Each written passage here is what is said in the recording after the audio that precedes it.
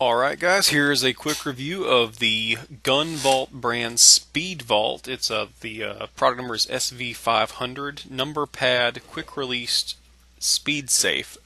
Essentially this thing is it's a safe, but it's really not a vault. It's basically meant to keep kids and people out of your gun area, anywhere you want to keep a pistol for quick access. So it'll keep out a kid, but it's not going to keep someone who's burgled your house from ripping it out of the wall. So first of all, let's just make a distinction. This is not a vault or a safe. This is a quick release gun storage system that is very safe because it's made of good metal and it requires a 4-punch code to get into. It's going to keep out your toddlers and little kids, but it's not necessarily going to keep your gun safe from being stolen. But at that point, when you're talking about your house being broken into, you're hoping all your really good guns are in a very heavy-duty safe that the would-be robber couldn't get to, or better yet, that you were home and you shot the robber in the face.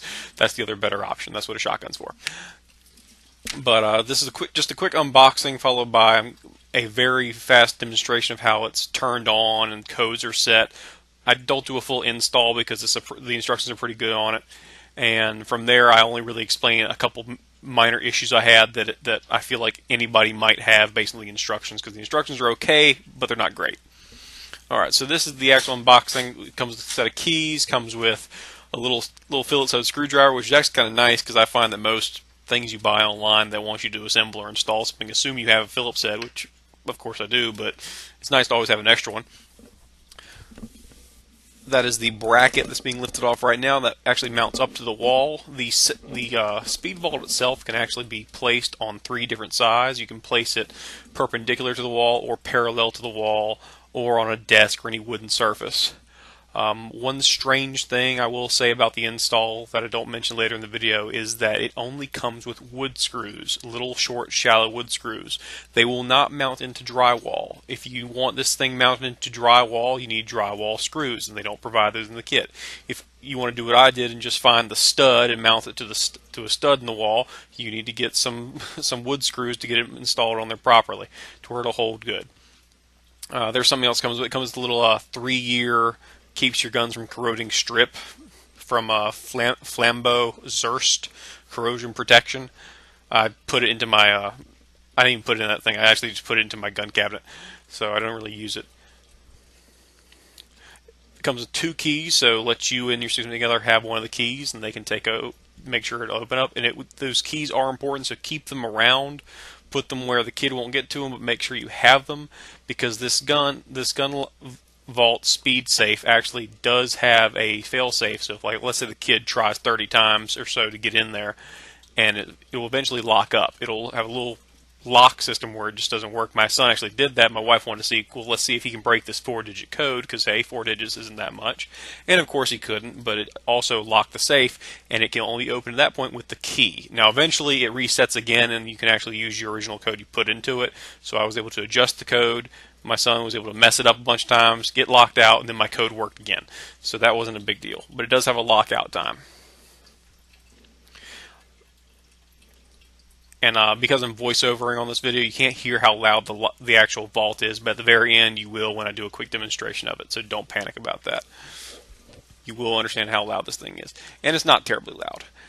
This is the 4-digit keypad version. They make one that uses biometric scans. It's basically a little modified fingerprint scanner.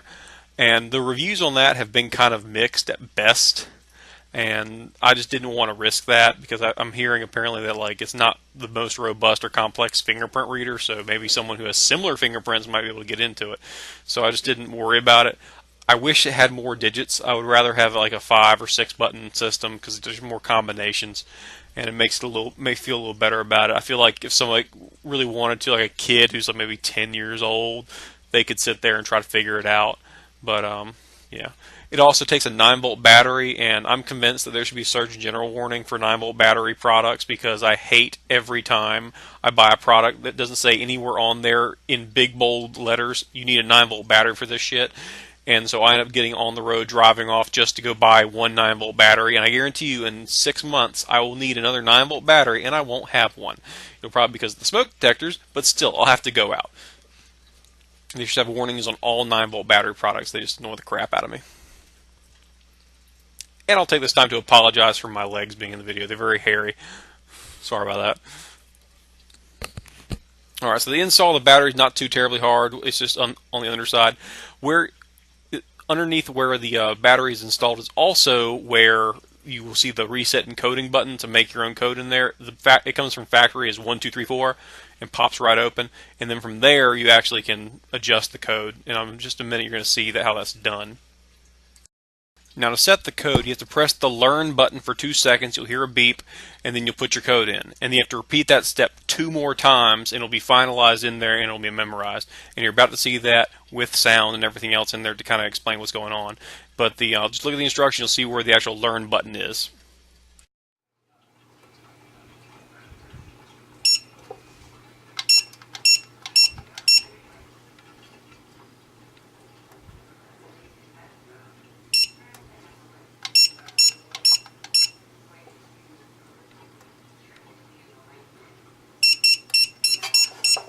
Okay, let's do that right.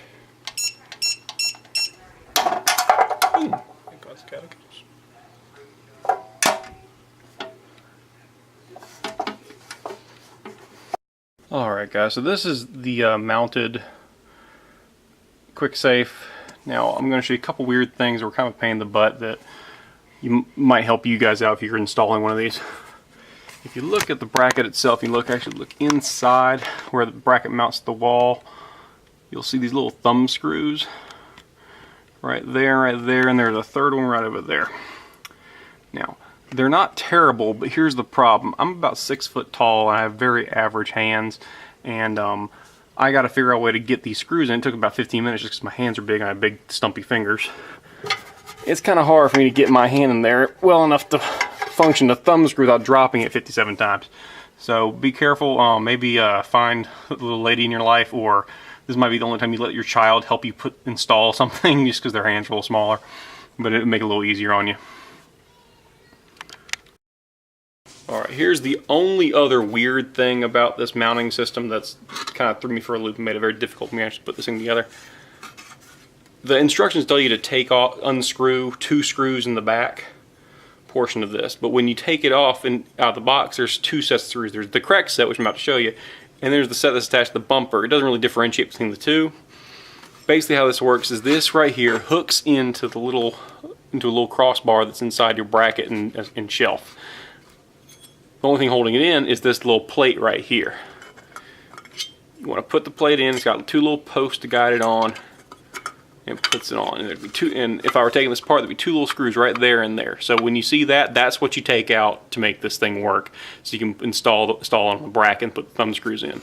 Just remember that it's not the bumper; it's this. So make sure you hit the right one. I took off both backs and had to put the bumper back on. So don't make my mistake.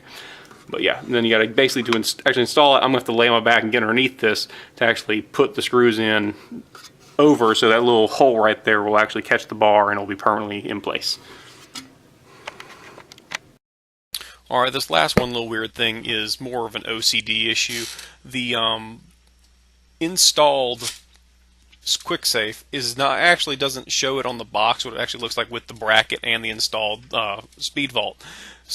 But if it did, it would show you this very small gap between the actual bracket and the SpeedVault itself.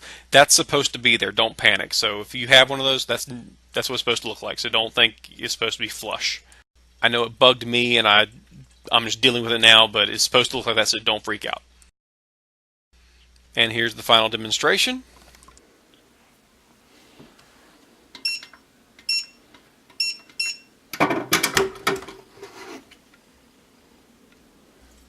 The foam in here is very, very snug. It feels very tight, and they're not worried about the GunVault popping open, the gun falling out. It feels really tight.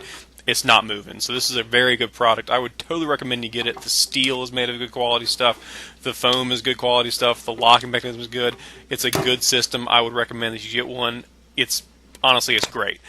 Thanks for watching. I hope you watch some other videos. I'm going to put this in my guns playlist because that's what's kind of oriented to. And one last time, thank y'all for watching.